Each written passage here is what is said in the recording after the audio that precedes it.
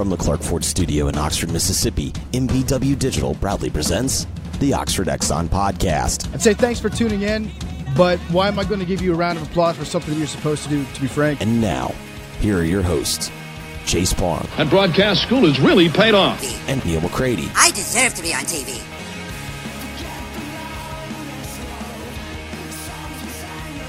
Welcome to this Monday morning edition of the Oxford Exxon Podcast. Chase Parham, Neal McCready, Clark Ford Studio this morning. Hope all of you had a great Thanksgiving weekend. Have not talked to you since Thursday night with the instant analysis. Some things have certainly happened since then. We'll recap a little today. We'll look forward today. You know, we don't do a ton of rehashing, so we're gonna spin it as we always do. Forward, not spin it propaganda wise, just spin it forward. Sorry. I thought it was a great season, really. You know, looking back.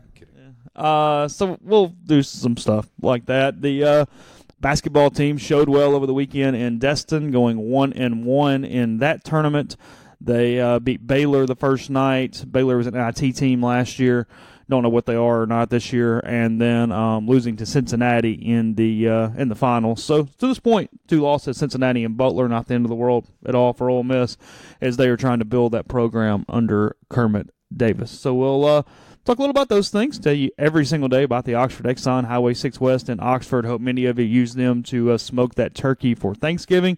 Stop in every single day. Get the lunch specials. Get the ribs. Get the daiquiris. Lots of flavors to that. As cheap as $3.99. As big as 44 ounces if you so wish. You can get the bottomless refills on fountain drinks for 49 cents. You buy the Stadium Cup. Every time you come in after that, it is 49 cents for that refill. Many different deals to help you out. The Speed Pass Plus app, the Exxon Mobile Rewards, and much more there with the Oxford Exxon and Blue Sky. And again, coming to you from the Clark Ford Studio. We are. Clark Ford is in Amory, Mississippi. 662-257-1900 is that number.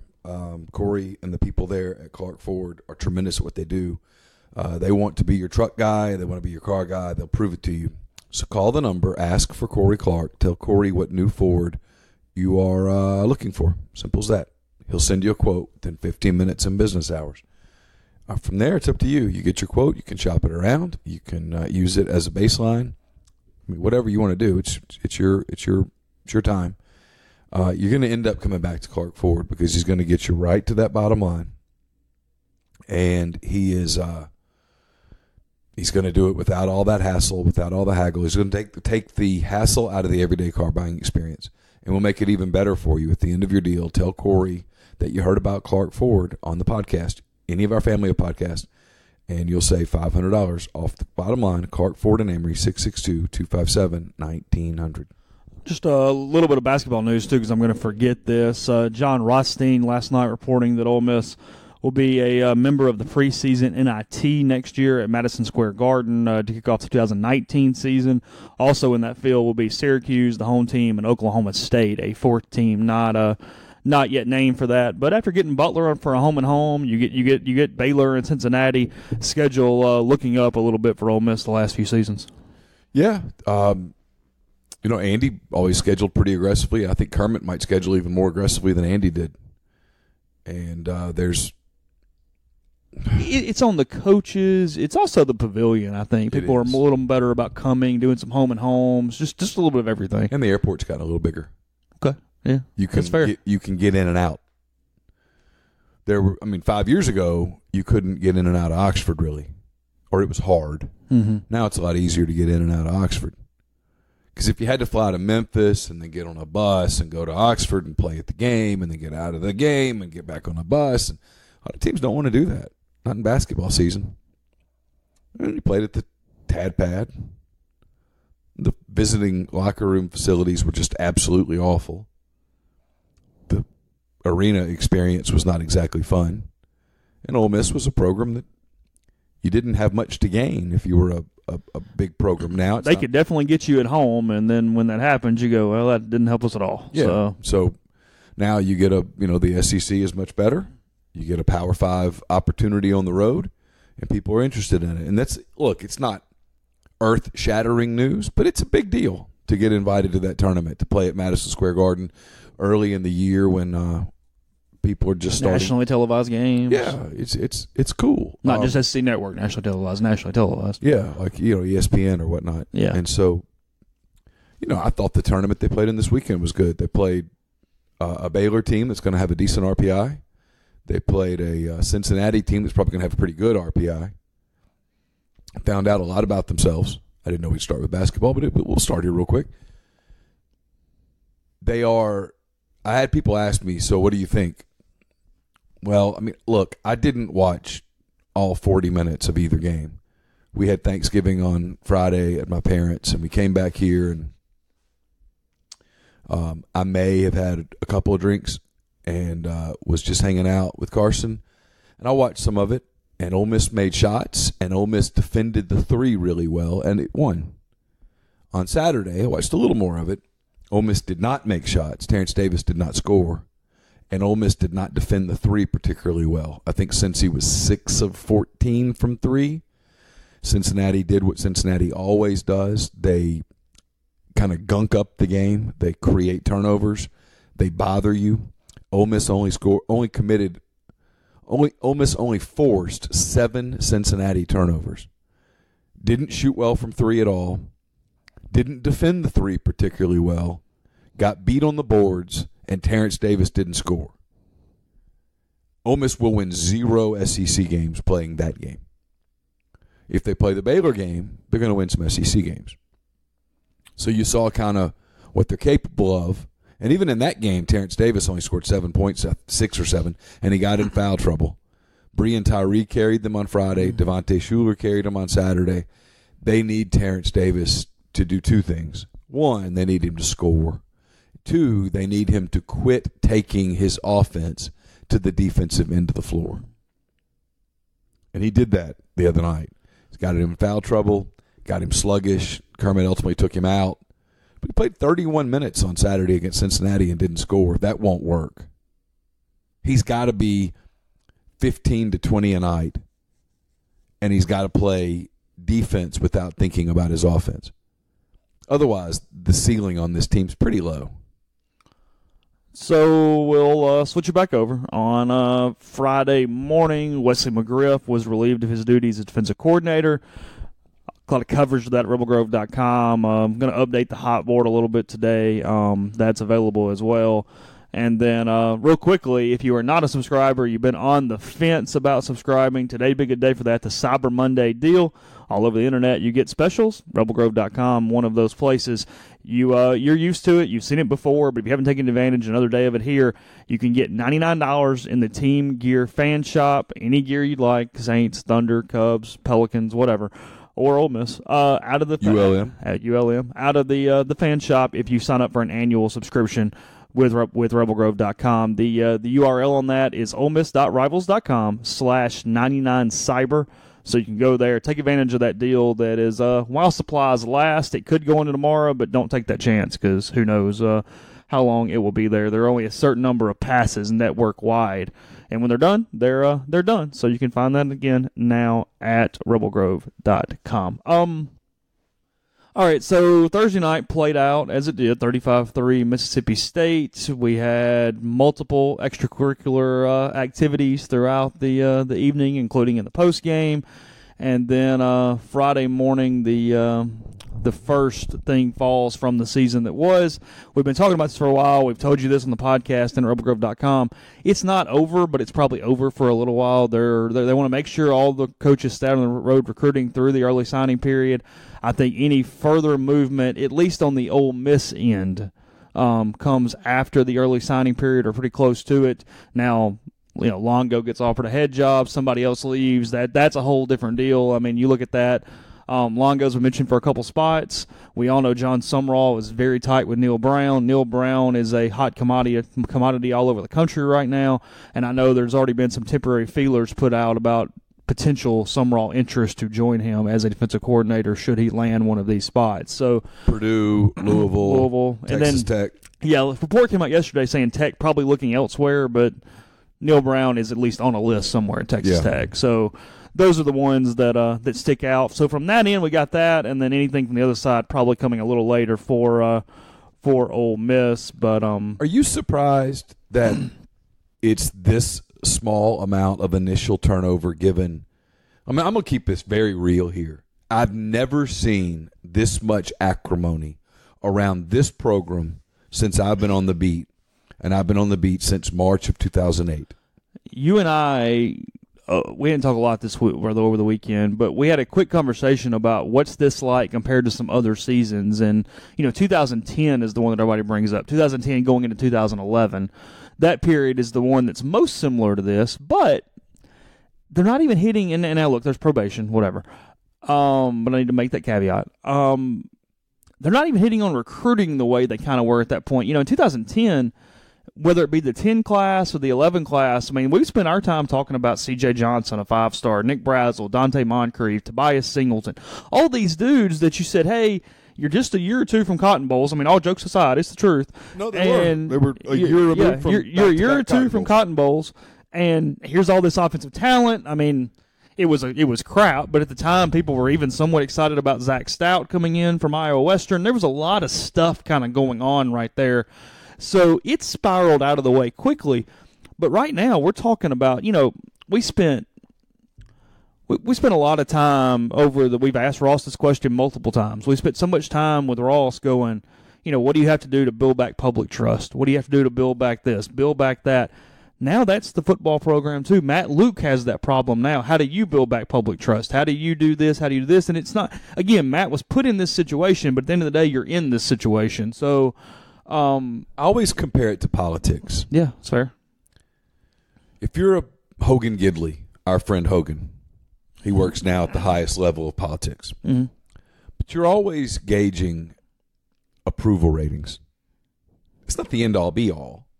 But you know where you are right now. How do the people feel?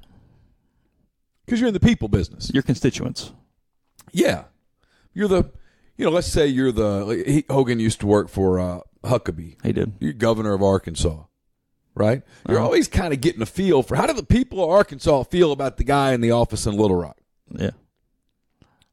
You want that approval rating as close to 50% as possible. You'd like it to be 80 or 90, but you understand there's going to be times that it's hovering in the 40s. You want to bump that thing up because it gets down in the 20s, you're in trouble. And this is very unscientific what I'm about to say because we've not done any polling data. And message boards, and I love our message board, encourage you to be a part of the message board. But the reality is the overwhelming majority of our subscribers never post. So I'm basing this on post. I'm basing this on Twitter. I'm basing this on emails and text. And you're basing this on the absolute most engaged segment of the fan base. Yes. So the number that I'm going to give you is too low, I think. I would put his approval rating now, Matt Luke's. Okay, gotcha. I would put Matt Luke's approval rating at somewhere between 5 and 7%. And I would put Ross Bjork / the full administrations at about the same damn number. People they're angry. They don't trust them. They don't believe them. They don't trust them. They think everything is spin and propaganda, and they're checking out fast.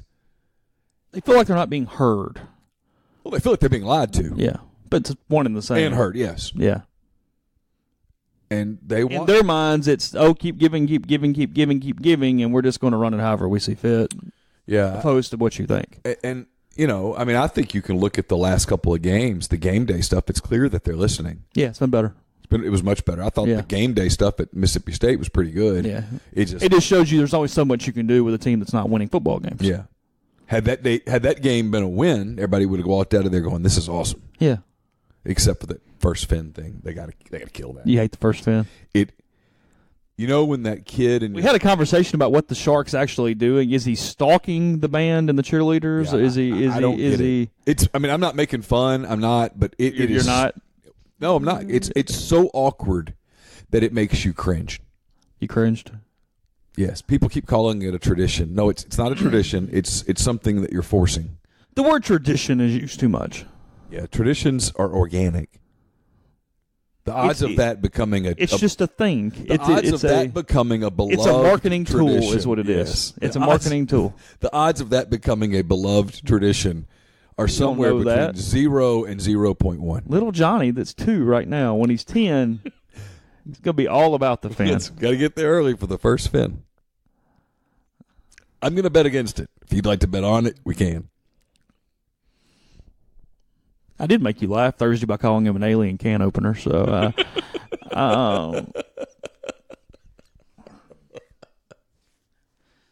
I was trying to find jokes because my computer wouldn't pick up the stupid Saints game. I had to watch it from Russell's computer 2 seats over.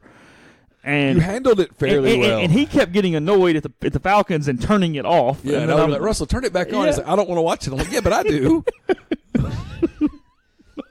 And I made a 28-3 joke at one point that was probably uncalled for. That was probably digging in a little bit at the moment. Because I said, that is cold. Because the Saints are just beating the piss out of them, and I'm making 28-3 joke, and it is what it is. That was wrong. Yeah. That was wrong.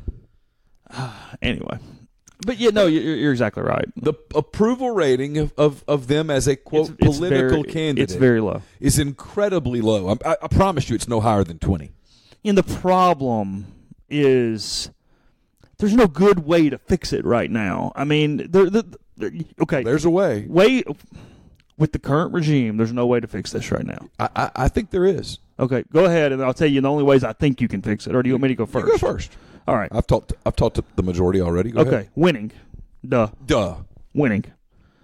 A recruiting class that features, I'm going to use the wrong adjective here, but those transcendent prospects that change morale of programs, the Robert Kimdichis, the Laramie Tunzels, the Shea Pattersons, the Greg Littles, the C.J. Johnson, because the way that thing went down, things along those lines that go, hey, see what's happening here. Yes. N'Kobe Dean. Yeah. Frankly, he's about the only one. The right Gray now. kid, the running back. Yeah, that's fair. Those are about the only two. So those are not overly likely right now, and that's the main two problem. The other thing, and this is where it gets complicated, so stick with me for a second. Sure. Is wholesale change to a staff. Everybody talks about that. That's a way. Okay, fair enough. That is a way if you make the right hires. Yes. That is a way. Here's the problem, though, from an economical standpoint, that we always talk about this, but it's true. Matt Luke, everybody around the country knows there's some type of hot seat or fire around this program right now. That's not talking out of school by any means. You're not going to get a bunch of guys come in on one-year deals. Everybody's going to want multi-year deals to come in right now to protect their families, to protect their occupation. Sure. To give them some security, because that happened even last year. You had people getting 1, 2, and even in one instance a 3-year deal based off what kind of was going on around everything. Well, when you're having to do some buyouts right now and then you bring in everybody else under more multi-year deals, you're either A, going to have to pay those out and then start all over and just keep getting down in the tank from a financial standpoint, or B, and this is where kind of Ross has a decision to make a little bit, I think, is B, go, hey, I get the stuff, we're building here, we've been on probation, Matt's getting through 2020 no matter what. Because if nothing else, that locks all the multi-year stuff starts evening back out. You get on this clean contract slate, and you sort of can move forward from there. And I think right now, because of just all the stuff everywhere, there needs to be some type of decisiveness on where this program is headed moving forward. It's why yesterday when Illinois did what Illinois did. Yeah, I made fun of it at first, and you made a good point. I kind of went, yeah, you're right. That's Illinois was at a point where either you're with him or you're not. And if you're not, fire him. Make a change. But if you're going to keep Lovie Smith at Illinois, come out and go, hey, look, we're in. We are going this direction. He fired his defensive coordinator. That was their way of saying we're going to go out and get a good defensive coordinator. Because here's reality. The people that you want are doing well. So the people who you want aren't necessarily motivated to leave where they are. So let's pick a completely, let's just make one up. We always use Minnesota Tech. Minnesota Tech had a great year. Their defensive coordinator, Bill Johnson, had a great year. And you're trying to get him to come to Ole Miss. Well, Bill's probably married. Bill's probably got a couple of kids. So you say, hey, you guys got to leave Minnesota Tech. load up the kids, pull the kids out of school, sell the house, pack the house, all the stuff that people forget about. These are real people. All the stuff. Mrs. Johnson's got some friends. You got to leave your friends. You're going to move to Oxford, Mississippi, put the kids in new schools, don't know a damn soul. Going to be more money. But when she says, so what happens if y'all don't win? Because they were bad last year, hon. I looked at their numbers. They were awful. What happens if y'all are awful again? We're moving down there to get fired in November and do this to our kids again? Not taking a one-year deal. I like it here. They like you here. You could have a bad year here next year and probably get another year. Why don't we just stay at Minnesota Tech? Little Johnny really likes his elementary school. He's got friends. He's on a soccer team. He's on a baseball team. Whatever. Little Jenny, I love this dance group she's in. These are real people. You want to move him to Oxford? He's going to say, I want a 3-year contract. If you're going to keep doing this, I think Ole Miss is at kind of the place where Illinois is. And I agree with the fans when they say, I'm so tired of hearing the word fair. Real quick before you go there, because that starts a little bit of a different train of thought. Before we do that, we will tell you quickly the podcast is brought to you part by Visit Oxford. Visit oxfordms.com/events to see all the things going on around town. You got the Oxford Community Market tomorrow from 3 to 6:30 at the Armory Pavilion. Milk and Cookies with Santa's, 3:30 to 6:30 tomorrow at St. John's Catholic Church, and much, much more. You can see all those things at the website, calendar of events. Visit oxfordms.com. Getting close to Christmas, where kids have gone home a little bit. The lights are up around the canopy. The square looking good right now. So it's almost my favorite time of the year. Oh, it's a wonderful time of the year to 10 days away. Yeah, almost there. You can go wherever you'd like, whenever you like, and it's nice. So again, visit oxfordms.com/events. We always want the college kids to come back. It's good for the economy, but it is nice they look forward to leaving, and we look forward to them leaving. Yeah. If you live here, it's the greatest 3 weeks of the year. Yeah. It truly is. You're a jerk, Neil. Registration for the spring soccer season and the Oxford Park Commission has started. If you played in the fall, and you're listening to this, you should be in school. But if your son or daughter played in the fall, the cost to rejoin is just $35. You'll rejoin your current team. For those signing up for the first time, it's $55 for your kid to play in the spring. Leagues are open for ages 4 to 15. For more information, visit oxfordparkcommission.com. The podcast also brought to you by Megan Phillips with LAH Real Estate. She's the person to call for all your real estate needs in the Birmingham area. With almost a decade of experience, Megan's knowledge and expertise can help you buy or sell your home today. So visit our website, meganmphillips.com. That's MEAGANM Phillips.com. Or call Megan at 205-602-7929. Again, 205-602-7929. Podcast also brought to you by Oxford University Bank, OUB, locally owned and operated right here in Oxford. When you deposit money at OUB, that money and the vast majority of the bank's profits go right back into the Oxford community. OUB gives you the comfort of home and all the benefits the big mega banks provide, all the technology and products you can want, all with the personal touch. When you call OUB, you speak directly with the live person, all without having to press 10 buttons, without a 5-minute wait. OUB offers its customers the absolute best cash checking account. It's called Kasasa, and with Kasasa, OUB will pay customers 2.5% interest on their balances up to $50,000. And with Kasasa, ATM fees nationwide are refunded. OUB also offers online bill pay and mobile check deposit using its online app. To learn more about OUB, check out liveoxfordbankoxford.com or call 662-234-6668. OUB is FDIC insured. And we're brought to you by Harry Alexander. My 10 weekend thoughts are up at rebelgrove.com. If you are listening to this and you're not a subscriber, like Chase said earlier, today's a good day. You can go read thought number 1 for free, and then you can hit the button. And you can sign up for a year of rebelgrove.com, get $99 in free team gear, and then enter that sign-in, and you can read thoughts 2 through 10. Includes the drink of the week, links, lots of basketball, lots of football. It's all there, and it's brought to you by Harry Alexander. Harry is an Oxford-based RE/MAX Legacy Realty agent. He's been in Oxford more than 4 decades. No one knows the residential and condo market in Oxford better than Harry. Go to his site. He'll prove it to you. HarryAlexander.com. Click on the Properties and Neighborhoods tab. Filter through by what you are looking for, and then send him an email, ha@harryalexander.com. Okay, so go ahead. Fair word.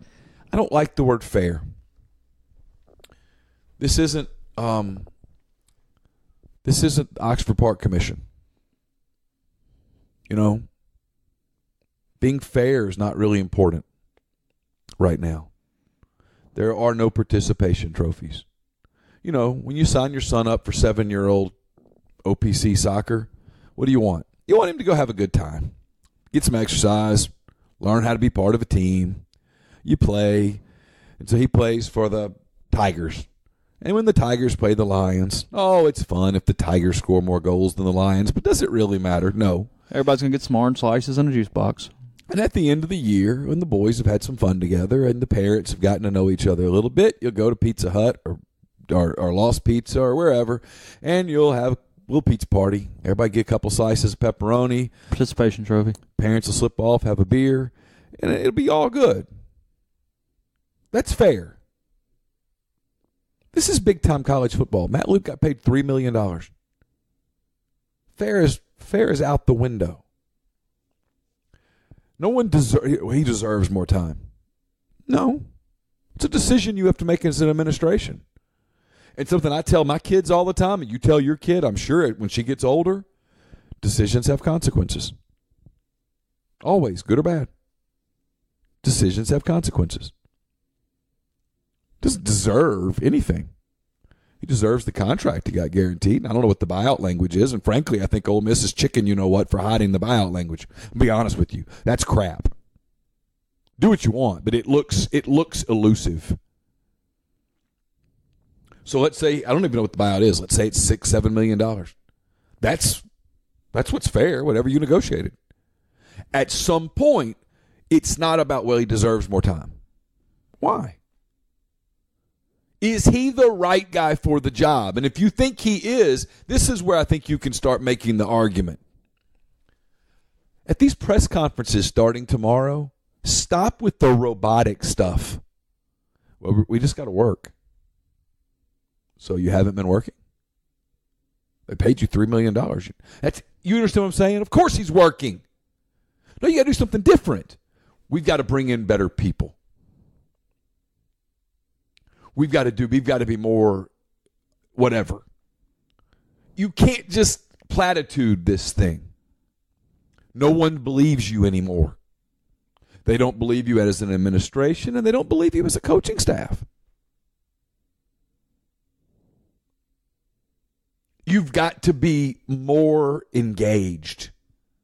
Not with BS, but with the truth. Transparency. It always works.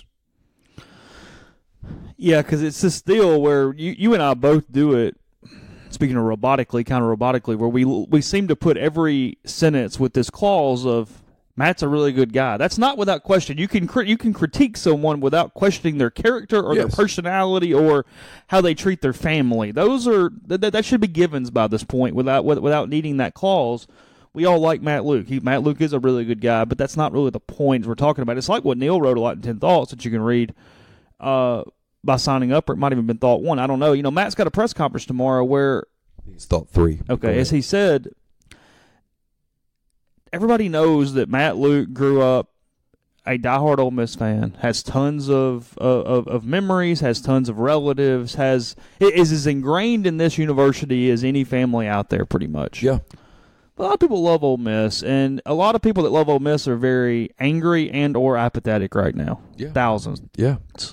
And that's the biggest advice that you had and that I have too, because I talk to so many people that get very frustrated by it's my 42nd Egg Bowl or I love Ole Miss or whatever, because they've kind of gotten to the point where that's not the point. The point is, hey, let's hear about the plan to winning football games, the plan to recruiting better athletes, the plan to, if you deem it necessary, replacing coaches to hire better coaches that can do what we're talking about between winning and recruiting. It just needs to be there needs to be a shift. There's got to be a shift away from, we're all family, we've been trying to get through this hard time, to we don't have the NCAA over us. We're in the SEC West. It's time to win football games. That's where this is. Give you an example how bad because I'm going to give you a non-Ole Miss example. I'll give you an Ole Miss example too. I'll do the non-Ole Miss example first. I've cheered for the Cubs all of my life. I watch way too much Cubs baseball. I give away way too much of my summer. I'll be driving down the road with my family in the car, and I'm following pitch by pitch on this stupid app. I go to Wrigley Field, and it's my happy place. Cold, hot, rainy, perfect. I'm happy there. Peaceful. And now I take my son, and it's even better. And good Lord willing, and how old's Carson? He's 12, 9 years from now, I'll take him to a baseball game, and I'll buy him a beer, and it'll be great. We love Chicago. It's fun. It's neat. It's a family thing between me and him. Does that make sense? Yeah, all good. There's emotion there. He wears his Cub jersey, and he got to meet Javier Baez, and it was so exciting, and he buzzed for 3 days, and all of that. That does not make me qualified to manage the Cubs. Does not make me qualified to manage the Cubs. And I really don't care whether Joe Madden loves the Cubs or not. I want him to win. I don't care if he loves the fans or not.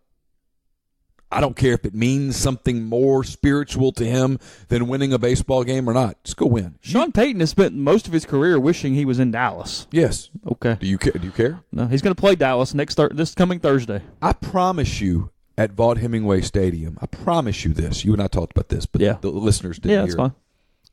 There are people in the stands at Vaught Hemingway every Saturday who they go to the game and they get there a little early and they remember going to Vaught Hemingway with their dad. Mom and dad, I'm making up a dad. You're painting a scenario. Go ahead. Dad took he or she to the games when they were kids, and it was fun.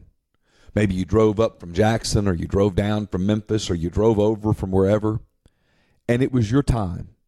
And you went into the Grove, and you tailgated, and you saw the same friends that you saw week after week, and you went to the game, and you cheered for the Rebels, and now Dad's gone. Y'all split some barbecue nachos, and you always went to the Rebel shop and got one trinket of something every time you came. And now Dad's gone. He's passed away. Yeah. And you go to the game, and that's the 3 or 4 hours of your week that you feel spiritually close to your father. That's powerful. It's the power of sports. That person, I promise you, loves Ole Miss in a way that is difficult to evaluate. The person's not qualified to be the head coach. Loving Ole Miss does not make you qualified. If I'm an Ole Miss fan, I don't care whether the guy on the sideline loves Ole Miss or not. I want him to want to win. I want that son of a bitch to be driven to win. I'm going to tell you this. I don't think Nick Saban loves Alabama at all. I'm not convinced Nick Saban likes Alabama fans any. No. In fact, I'm fairly convinced that he does not like the majority of them. They annoy him. They bother him. He wishes that they would just go away or just do what he says to do when he says to do it and then leave him alone. He's winning. They don't care. That needs to stop. It needs to quit being a talking point. Frankly, it completely needs to go away. It's created a strange deal now where as they start going into assistant coach hires, it's making it a negative that you had any association with Ole Miss in the past. And it could, because it's carrying on this thing of, oh, is that all you're looking at? Is that what you're doing? You're just finding this guy or this guy or this guy? And again, everything's speculative at this point. There's been no official list of candidates for any job. We're just looking at possibilities, but nobody really. An example. Yeah. Someone brought up Derek Jones the other day, again and again and again. Former Ole Miss defensive back. He's been defensive backs coach at Duke for a long time. Yeah. Is Derek a candidate at Ole Miss? And I said, I don't know. You know what the guy told me? God, I hope not. And so I said, why? We just don't need more Ole Miss guys. Become a negative. My attitude is being an Ole Miss person should not be a positive or a negative in a job search. It should be a non-factor. It shouldn't help you get a job, and it shouldn't prevent you from getting a job. Hire the best people. But you nailed it, Chase. You're in the SEC West. Take a look around the SEC West. Take your red and blue glasses off, take your conspiracy glasses off, and just look at the SEC West. The best program in the country is in it. LSU is just finished a 9-3 season. A&M just went 8-4 in year one under Jimbo Fisher, and they are recruiting at a very high level. Auburn will either bounce back next year with Gus Malzahn, or they'll fire Gus Malzahn and make a big hire. Mississippi State just wrapped up an 8-4 season, nationally ranked, and Arkansas is horrible. But Arkansas is pretty committed to not being horrible. And if you go to Fayetteville, you know that from a facility standpoint and all of that, they're pretty in. Jones has been at Duke since 2008. Dude's been there for a decade. So that's where we are.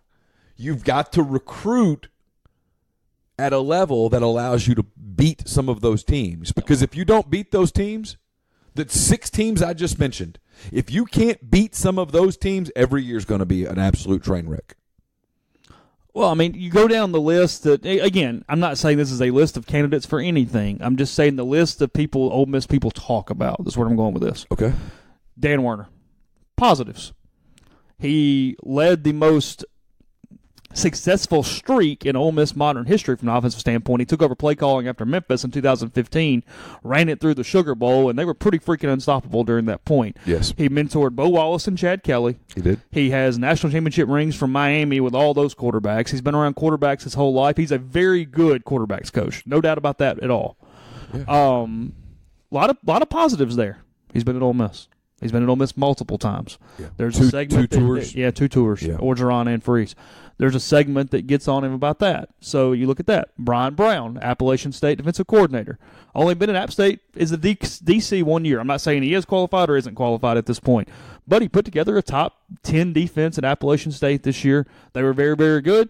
That's an Ole Miss guy. There's that segment that is so focused on that, positively and negatively. That's the funny part about this is you've got the segment that goes, oh, well, hey, we know him, let's bring him back. Then you got the other segment that goes, hey, we know him, stay the hell away from him. I mean, I was kind of baffling this morning, and I get this was probably 35 replies and a student newspaper. I understand that this sample size is not even fair a little bit, okay? Okay. Admitting that. So it's not as scientific as my poll. Nowhere close, okay, yeah. Gotcha. Diem this morning ran what would you like the main trait to be in your chancellor this morning, the poll? 4 choices. Fundraising, academia, whatever. The number 1 vote getter was a personal connection to Ole Miss this morning in that poll. And again, it might have been 20 votes at 6 o'clock this morning. I have no idea.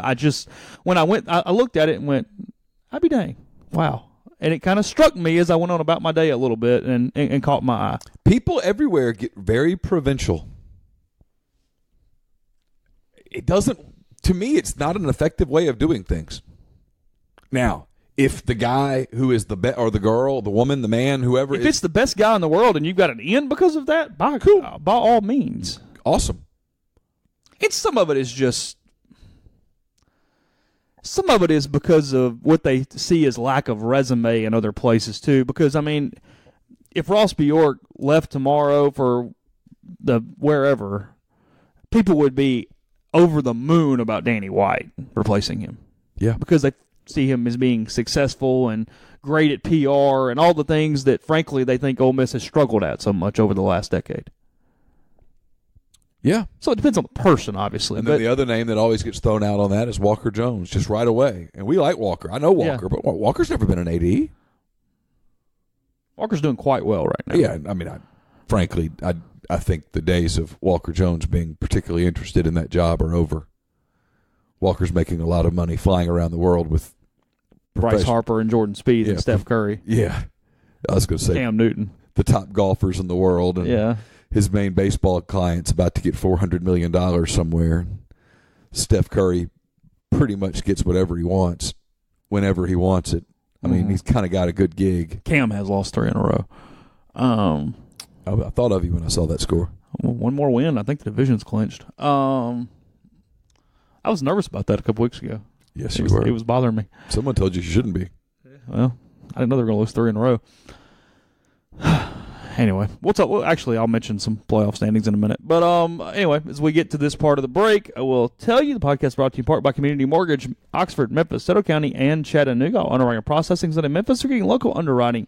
Understands your market, a leader in condo financing, and the float down option. You can find Jason at 662-234-2704 or JLo at communitymtg.com. Podcast also brought to you by G&M Pharmacy, located there on South Lamar in Oxford. Still time to get that flu shot. Go in now.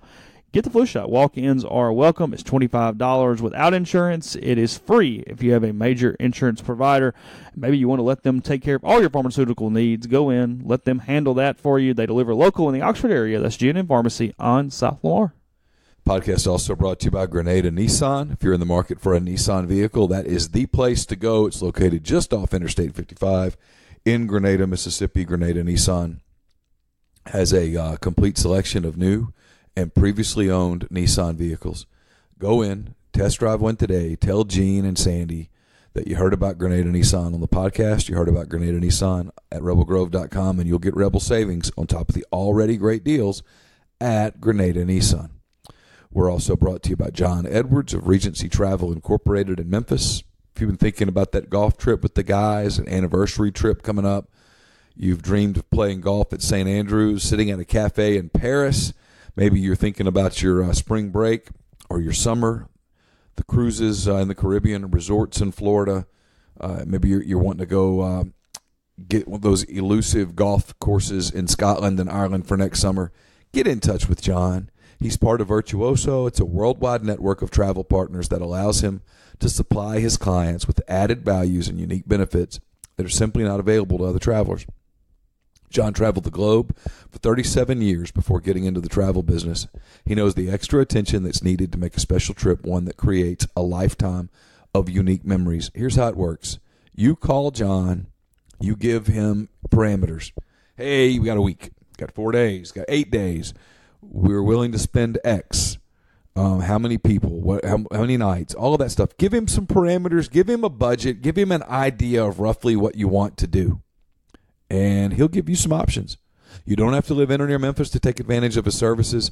You will get more from him than you'll ever find for yourself online. That's just the way it works.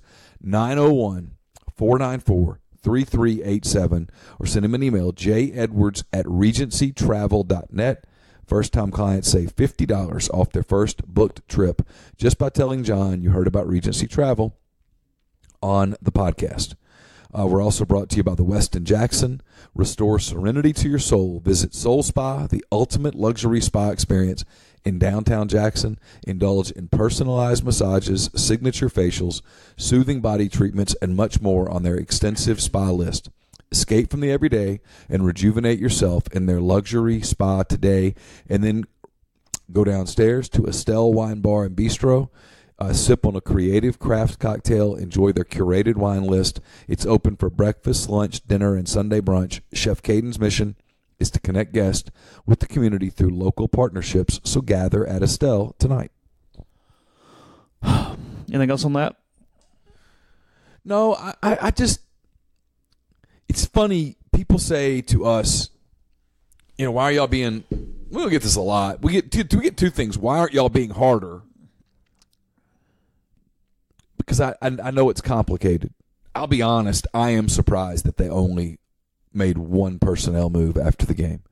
Yeah, I expected more immediately because I think it's only 7 coaches on the road at a time, and you've got enough for that. You could always move Siski to the road for a little while. I'll be honest, I thought that was somewhat insulting.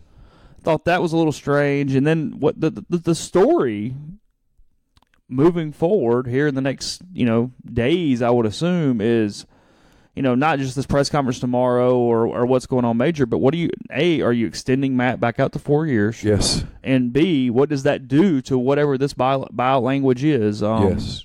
I've tried to get the buyout language to the IHL. I think they're probably violating state law at this point, to be honest. They haven't responded to you. It's been a month. Yeah.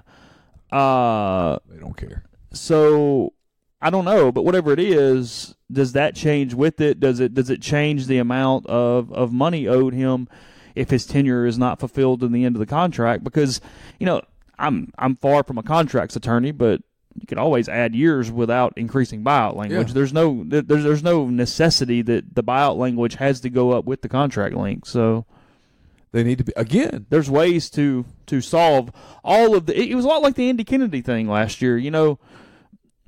You can always just go, hey, you got 4 years on a contract, but your buyout's staying at whatever that number is. Yeah. I mean, that is a possibility here. Let's not act like it's not possible. Yeah, not to get back into that, but exactly. That's exactly what happened. And be transparent about it. Yeah, the buyout is X. The buyout stayed the same. Or come out publicly and say, look, no matter what happens on the field, this is our coach for the next X years. 2 years, 3 years. Of course, that begs the question, well, what is the new chancellor going to? That's part of what makes this interesting. There's a vacuum of leadership. Vitter's gone. No one knows what Sparks is going to do. Is Sparks walking in with the machete, or is Sparks walking in just kind of maintaining things? Got a lot of donors pissed off right now, just in general. Yeah. Got to handle that somehow. Look, you got to sell tickets next year. There is a financial aspect of this that is, on the other side, can you afford to do nothing? And I don't know the answer to that. Can you afford to do nothing? The schedule's weird next year. Yeah, weird's the way. They go to Memphis to open the season. You and I talked about this. It's funny how people do this traditional thing of that's a win, that's a loss. Look, Memphis is a winnable football game. It's a losable football game. Good Ole Miss teams have gone to the Liberty Bowl and lost. The two best teams. Yeah. And this is not going to be a good Ole Miss team. Early in the season, this is going to be an incredibly inexperienced Ole Miss team. At least 3 offensive line starters will be new, maybe 4. A redshirt freshman quarterback who has played extensively in one SEC game. Really no meaningful snaps. Until the state game. Yeah, but even then, score was what it was. True. Your wide receivers are, because you're going to lose 3 now. DK's already claimed for sure. Wide receiver, you've got Elijah, Miles, and Braylon, I guess, leading the way. Yeah. Very inexperienced. There's talk about Dawson Knox and his future. Yeah. Cooley's back. Yeah. Not a particularly deep team. It's going to be young. They open the season on the road against a program that is 1 win away from a McKenzie Milton-less UCF from winning the AAC. I don't think that the coach is leaving. And that's going to be a pretty stable program that Ole Miss runs into that day, and they will get geeked up to play Ole Miss. Except for the fact that Ole Miss has no kids from Memphis on their team, so there won't be any internal rivalry thing going on there. Was that subtle? Like a sledgehammer. Absolutely ridiculous that you have no players from Memphis on your roster. It's inexcusable. It's a question that's going to get asked tomorrow. And then home games against Arkansas and Cal, 2 of the next 3 weeks after that. You should beat Arkansas. But the reality is Ole Miss doesn't always beat Arkansas, and this was the worst Arkansas team in modern history, and Ole Miss barely beat it. It won, and it counts, but it was close. And if you don't think the game in Oxford will be contested, you're wrong. And if quarterbacks Ty Story or Kelly Bryant, I guess? I would think. Yeah. Now, the rumor is Auburn's big on Kelly Bryant right now, yeah. Okay. That Auburn and Mississippi State are back in on Kelly Bryant big time. The Auburn family has taken over with that. Yeah, did I give you your check today? Yeah. Okay, I'm making sure. Yeah, it was a little more this month. Yeah, congratulations. Thank you. Yeah. So that's where they are. You win. You lose those 2 games. Those are losable football games. They're winnable. They're winnable. You could start 2-0. That is absolutely on the table. Don't kid yourself. 0-2 is on the table as well. Yeah. Is that fair? Yeah. And if you start 0-2, I'm going to tell you, if you don't handle this optics of stability up front at 0-2, all of the hot seat stuff, the fire under that seat will be perceived to be a burning inferno, and I don't know that you'll be able to handle it. They've got to have, I've said it so many times, and man, it proved to be one of the few things I've ever really gotten right. They've got to have a great offseason. Well, part of it's because the back half is so hard that no matter what you do early on, you kind of got to do a lot just to sort of tread water, because you got Memphis and Arkansas, Southeast Louisiana. So, yeah, look, 3-0 is on the table. 1-2 is on the table. It's somewhere in the middle of that. They go to they got Cal back at home. We already mentioned that. So potentially 4-0, potentially 1-3. Again, who knows? Go to Alabama. Then you got a Vanderbilt game at home that, again, you should win, but who knows what's up with Vanderbilt. But that's probably a win. But after that, at Missouri, pretty good football team, frankly. Drew Lock's gone. I don't know what it's going to look like. I don't know who the quarterback is, but not a bad football team. A&M, Auburn, LSU, and State on that back half around a New Mexico State game at Vaught-Hemingway in November. But it's tough on the back. I mean, when you start even doing the win-loss thing, if you got really optimistic, you still kind of come back to that 5-6 range because of what's on the back half of it. And back to my point, if you don't address it up front, if you gamble on, well, okay, we think we're going to win. What if you don't? I'll paint you a scenario that's not completely off the table. Now, I don't think this is how they'll start. What if they start 1-4? Lose at Memphis. Lose to Arkansas, beat Southeastern Louisiana, lose to Cal, lose at Alabama. 1-4. They have 2 home games in October, if I'm correct. It's Texas A&M and Vanderbilt, maybe not in that order. Yeah, they come home after Alabama to play Vanderbilt. What's the crowd? October 5th. What's the crowd like on October 5th if Ole Miss is 1-4? For Vanderbilt. Northwestern State kind of crowd. You have a SEC home game against a team that does not travel. An SEC home game against a team that does not travel. You're 1-4, and you've done nothing to address anything. How many people are in the stadium for First Finn? Yeah. 10,000? You got issues, man. They got it. They cannot roll those dice. You've got to bring in the right staff, and you've got to start addressing things that you're in business. You're in a scoreboard business, and you're in a butts and seats business. I always hate that term. It's not just butts; it's the whole body. Well, the butt's touching the seat. The butt touches the seat, but so does the leg. I mean, whatever. You want people in seats. You want people in the stadium, bodies in the stadium, butts and all. You want people in the stadium. And if they're not there, you lose. And they got to fix that. And I think that's where we get back to what we talked about at the beginning. That just the loss of confidence. You got to get that back. You get that back by being transparent.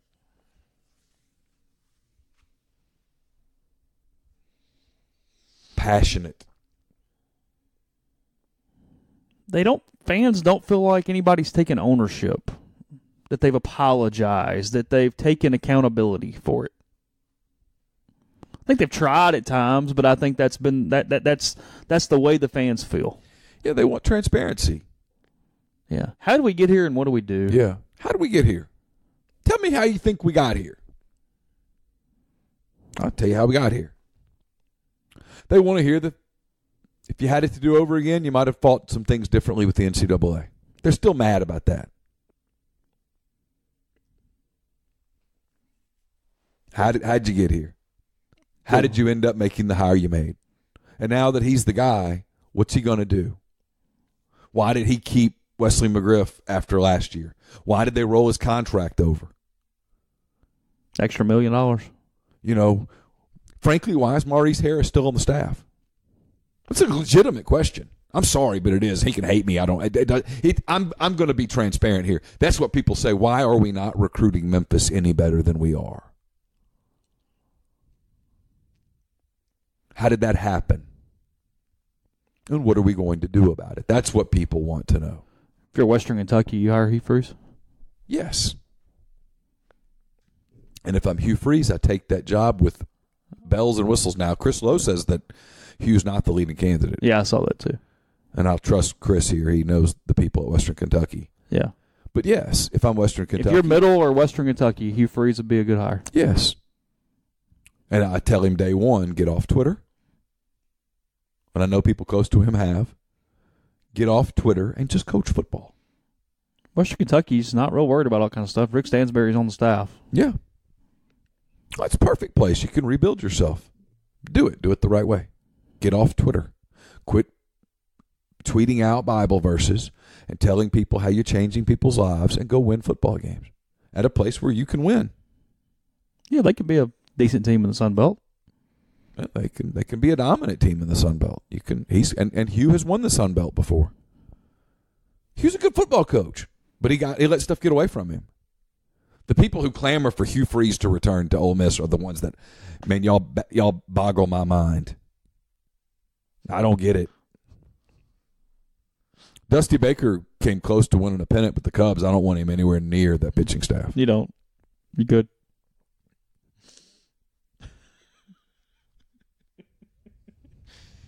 What's Dusty doing now? He's out of the game. Is he done? Yeah. I think he's an analyst for somebody or something. He's getting a little older now. It's getting long in the toothpick. Yeah. Get on up there. Okay. You know how he always does the toothpick. Yeah, long in the toothpick. So I was just good. Trying to be funny. That was pretty good. Let's see. I'll ask Siri how old Dusty Baker is. It doesn't really matter. Siri in a while. Hey, Siri, how old is Dusty Baker? According to my sources, Dusty Baker is 25 years old. Well, that is not correct. That is not true. Dusty Baker is a defensive back at Weber State. That's the one she pulled. That's who she pulled. Actually, he's a basketball player. Really? Is that not a little weird? That is weird. I wonder why she pulled that one. Because he's out of the game? I guess so. You think that's what it is? Maybe. That's strange. He's 69. 69. That's nice. Yeah, he's 69. All right. So let's see. Where do I want to go? Cause I got how much time I got left? Couple minutes. Quickly, not many games. Odds for the week. Are we doing pick 'em this week? Hell yes. Are we? We're not just stopping? No. It's over. It's not over. It is over. It's not the over. crown awaits. It's the crown might await, but it is not over. we have an agreement with Larry Clark Chevrolet GMC Cadillac Buick. It ain't over. So you're saying this is not strictly editorial procedure at this point? I'm saying it ain't over till the contract says it's over. Right. Fair enough. Let's see what we got. We got a Pac-12 championship game between Washington and Utah. That's going to put the butts in seats. Speaking of 3.5, the Huskies over the Utes is the line in that one. Washington's defense just embarrassed Washington State. It was snowing, but yes. Yes. It's snowing for the other team too. They've done it multiple years in a row too. Did you see that defensive coordinator's quotes? Yes. He was quite pointed, a little arrogant there at that mine. Yeah, for the people that want Mike Leach, those were quotes that you probably should read. It was, it's kind of like, everybody really, and again, he may get it, he might not even be in the run-in, no idea. It's a lot like it. You can kind of make any stat, say what you want. With Jay Bateman, the Army defensive coordinator, they're a top 10 national defense in yards per game. Army leads the nation in time of possession, and his yards per play stats are, frankly, very similar to Ole Miss against a schedule that is what it is. So it's just sort of, when you broke that down, you kind of raised your eyebrow a little bit and went, I know nothing about Bateman. So I'm going to be careful with how I say this because I'll watch the Army-Navy game, and I'll watch it with a little more interest this time perhaps. Of course. But when I hear the word unorthodox, I get just a little uncomfortable. Not bad, but a little. It's fair. Because I'm in the minority that doesn't think you have to have a gimmick to win. I think you have to have players. Now, because of your ability to get players, you then come out to the, you know what I mean? It's sort of chicken or the egg a little bit. I mean, there's a lot of schools in the SEC that don't need to go, hey, look, we're going to run this pro-style thing, and we're going to run it right up the middle. No. Only a couple teams can do that now, guys. But anyway, South Carolina making up their game from the weather one earlier in the year. They play Akron. They are a 28 or 29-point favorite against the Zips. And that one, we get a Red River rivalry rematch this week for the Big 12 championship game. Oklahoma -6 against the Texas Longhorns is the open. A hell of a football game. It's now going up to 7.5. It opened at 6. It's at 7.5. Be a great game. Where's that one? That's in Dallas, isn't it? Don't they do there? Or is Yeah, I think it's Dallas. Yeah. Okay. Pretty sure I'm right. UAB been a pretty good story all year. They're a 1.5-point underdog to Middle Tennessee in the Conference USA championship game. The Sun Belt Championship is Appalachian State, as we already mentioned. They are 19-point favorites over the University of Louisiana at Lafayette on the week. The Stanford Cardinal is a 2.5-point favorite over Cal, if you're just interested. The AAC championship game, UCF still a 7-point favorite over Memphis, despite Mackenzie Milton being out. So, little surprised by that line there. Yeah, I'm too. Alabama minus 10.5 against the Georgia Bulldogs. It's going up to 13 now. 10.5 to 13 in that one. You've got Clemson and Pittsburgh in the ACC title game. Yuck. Clemson a 20-point favorite as the open. It's up to 26. And then the Big Ten championship. Your last game of the day to kick off is the Big Ten championship game. You got to play that thing at 11. We haven't played in 11 all year. Let's play the championship game at 11 too. Instead, that's a 7 o'clock first kick on Saturday night. Northwestern is getting 14 against the Ohio State Buckeyes. We're gonna get them. Gonna get them. We're gonna get them. You're gonna win the net par competition, so you're gonna cover. You're gonna stay inside 14. Yep. Is that what's gonna happen? Yep. Not gonna win the game. Probably not. Probably not. But we're in that game. Okay. Whatever you say. Podcast brought to you in part by Mastercuts Lawn and Landscape. Christmas right around the corner. Thanksgiving's over, so it's time now. And they want to make your home a festive staple of the neighborhood. Lighting and garland, inflatable characters, whatever your vision may be, they'll help you design a custom display unique to your home. And the best part is all the decorations you pay for, you'll own them. They'll keep and store the decorations until they're ready to go up the next year or give them to you to keep. The option is yours. So create that tradition today with Mastercuts. 662-607-7773. My post-game columns and this podcast are sponsored by Pinnacle Trust. Pinnacle Trust is based in Madison, Mississippi, but it represents clients in 24 states and has advisors in 3 states. Founded in 1997, Pinnacle Trust provides detailed, specialized investment management, financial planning, retirement planning for individuals and businesses, and much more. At Pinnacle Trust, investing is treated like a commodity, and decisions are made using objective information and research, not emotions. So regardless of your level of wealth, Pinnacle Trust will sit down with you, listen to your goals, study your expenses, and put forth a comprehensive, detailed financial and retirement plan. Cookie-cutter financial planners put you in a box. Pinnacle Trust builds a box just for you. To learn more about Pinnacle Trust, go to pintrust.com. That's PINN trust.com. Mention that you heard about Pinnacle Trust on the podcast, and you'll get 10% off your first year's fee. We're also brought to you by Dead Soxy. You're looking for that Christmas stocking stuffer? Dead Soxy has it. Go to deadsoxy.com/rebels. Go to deadsoxy.com, and the socks are fantastic. They're made of bamboo. They stay soft. They stay up. They're the best dress sock you'll ever wear. They'll prove it to you. Order a pair. If you don't like them, let them know. They'll send you your money back, and you can keep the socks. Guess what? You'll like them. They're fantastic. They also now have them in the Rebel colors, 8 different varieties, limited quantity available. So get on those today. They make a great corporate gift as well. The special socks, the corporate socks, are the exact same quality of sock as that Rebel sock. So give them a shot a chance to try out the brand. It's $20, but except you enter promo code Rebel Grove at checkout, and you get 25% off. So using my ULM math skills, that makes it a $15 pair of fantastic dress socks. You can't beat that. You can't beat that at department stores. That's great. You'll love it. DeadSoxy.com, promo code Rebel Grove at checkout for 25% off your order. And this week in Ole Miss sports, you might be wondering what's going on. Well, the 2018-19 men's hoop season is going. Don't miss out on the new Pavilion Mini Pack for just $65. Tickets include games to Tennessee, Auburn, and select non-league games, as packages are fully customizable based on your schedule. For more info, visit OleMissSports.com and click the tickets link. The Ole Miss women's hoops team is back in action on Thursday. They host TCU at 8 p.m. Tickets can be purchased at OleMissTix.com. The Ole Miss men's team returns to the Pavilion on Wednesday as they take on San Diego at 6:30. That's Chris Bryant's alma mater. I've heard from sources that he's coming, so he and I will visit at the game.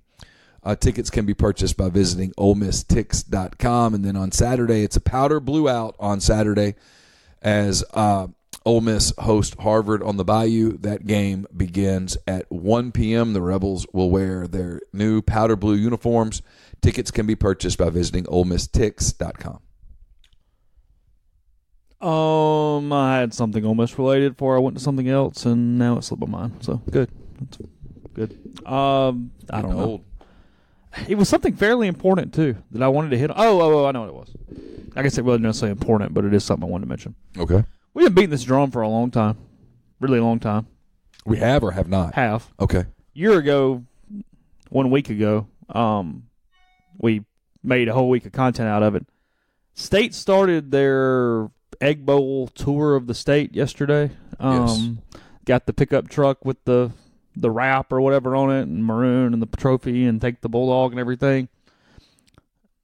It's why this thing should have been left there last year. It's why at some point you just sort of disengage from it, because you play right into their hands. You're a pig in slop with them when you do this. They're just going to keep one-upping it. They're going to you're doing exactly what they want, because it allows them to go even higher and even more and even more and become even more obnoxious with it.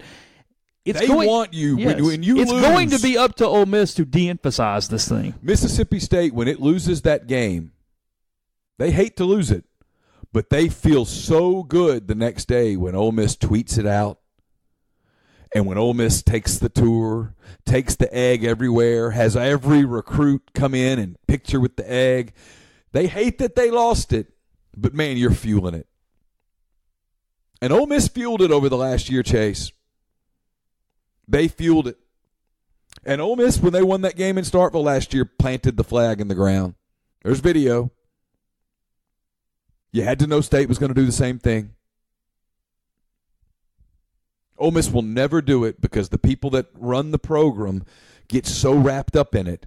The next time you win that game, leave the damn trophy on the field. Just leave it there.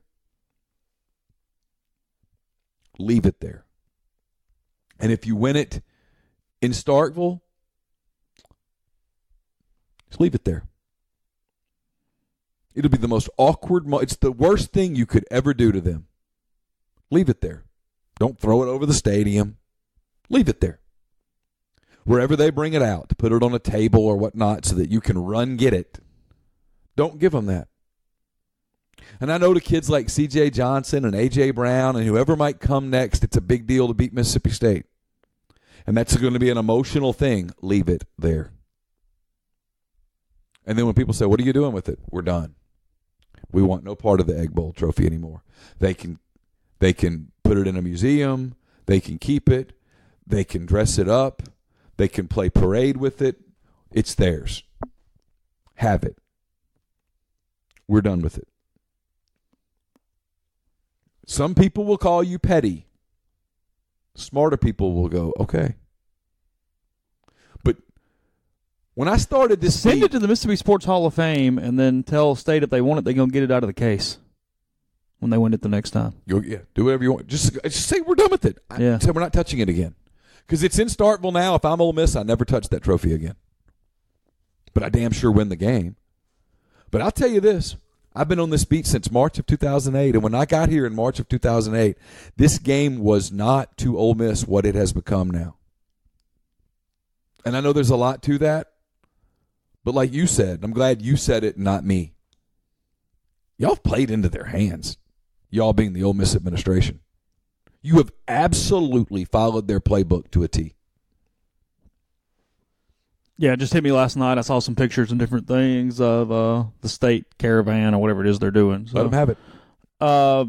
Quickly, just because we mention this about once a week, so we'll do it on Monday or Tuesday. As it gets out, I know there's a lot of interest. NFL playoff picture to close. For those of you who did not watch much yesterday, I actually did not. I don't know that I watched a snap of NFL football yesterday. I think I watched one I didn't snap. see much at all. Carson had soccer practice, and I went to Lost Pizza and worked on 10 Thoughts and had a beer. I get more done in that hour and a half. It's unbelievable. I don't know why, but there was Buffalo and Jacksonville, I think, were on TV. But it was a distraction, but I didn't really watch. So should it end today? It doesn't. Still got weeks to go. But if it should end today, 5 weeks left. Kansas City and New England would get your top 2 seeds in the AFC. Yep. And then the Texans would host the Baltimore Ravens. Okay. And the Pittsburgh Steelers, losers yesterday, would host the LA Chargers in a first-round game. It'd be a good game. It'll be a good game. Yeah. So Chiefs, Patriots, Texans, Steelers, Chargers, Ravens. The Indianapolis Colts are tied for the last wild card spot, but the Ravens have it. But based on win percentage and conference games, is the tiebreaker there for that. Has game. been good to see Andrew Luck back and healthy. He's been very good, playing well. And It's a neat story. Colts at 6-5, and then still in it at 5-6. The Titans are at 5-5, and the Dolphins at 5-6, Bengals at 5-6, Broncos at 5-6. Yeah, still kind of in it. In the NFC, courtesy of the Rams bye week, the Saints have taken over the top spot in the NFC. It would be Saints, Rams 1-2, and then the Chicago Bears would host the Washington Redskins, and the Dallas Cowboys would host the Minnesota Vikings. The Seattle Seahawks and the Carolina Panthers are also tied for that last wild card spot, or actually for both wild cards, but no, for the last one. And just a bunch of tiebreakers are deciding that. Right. And that's about it, other than you want to bring the Eagles in at 5-6. I think the Packers at 4-6-1 are in trouble, probably out at this point. I would say so. But other one's still in it. Bears have played well. They got a really good defensive game and got enough on Thursday while also benefiting from running into a really bad team while you had your quarterback out. But that's part of it. Part of it. Yeah. They did what they had to do. They've got a huge game coming with the Rams here in a couple weeks. Yeah, they get the Giants on Saturday, a game they should win. That would get them to 9-3, and then they have a real opportunity against the Rams to actually complicate that 2 seed a little bit there. Get in the mix, yeah. Yeah. Yeah. Which would be duh.